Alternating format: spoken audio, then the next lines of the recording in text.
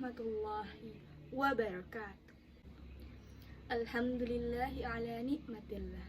Assalatu wassalamu ala rasulillah Muhammad bin Abdillah wa ala alihi wa man wala wala hawla wala quwata illa billah. Amma ba'd.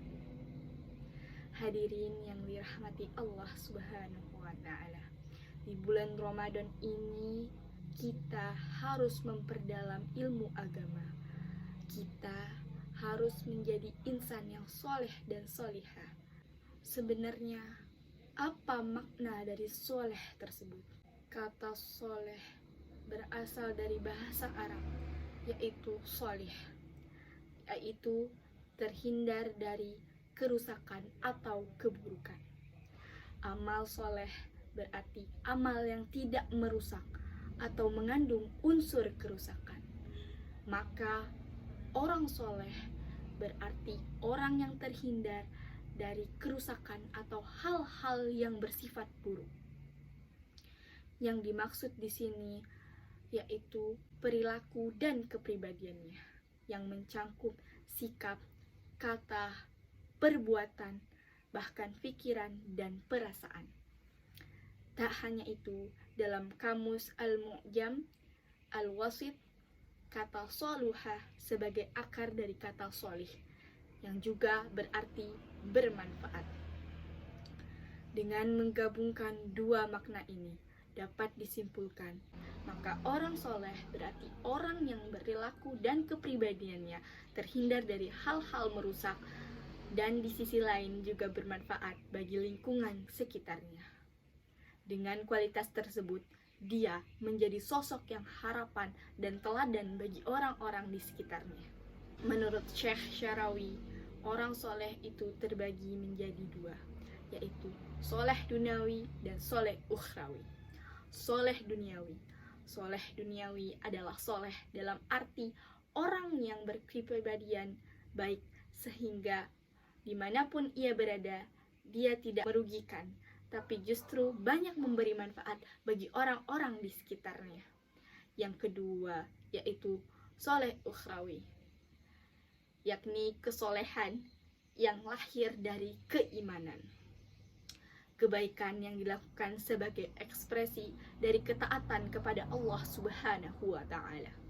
Artinya, seseorang dengan kepribadian dan melakukan kebaikan tidak hanya sekedar tuntutan etika, tapi juga atas kesadaran penuh sebagai seorang hamba Allah untuk berbuat baik kepada sesama hamba dan ciptaannya.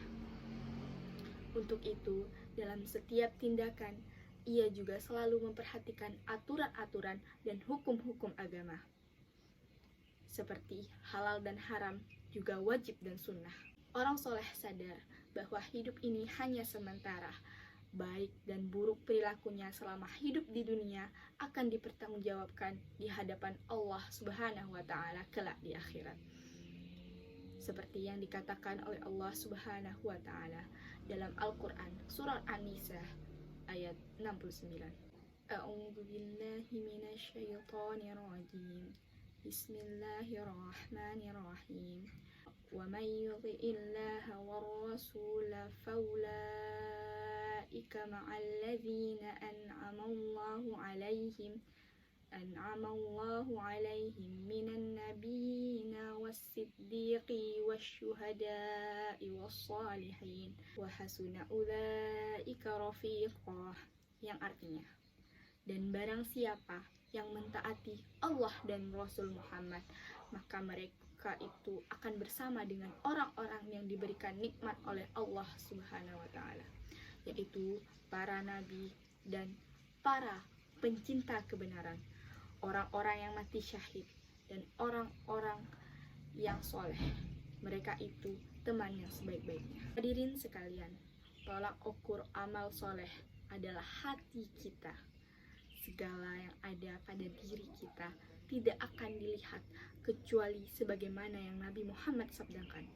Innallaha la yanzuru ila ajsamikum wala ila surikum walakin yanzuru ila qulubikum.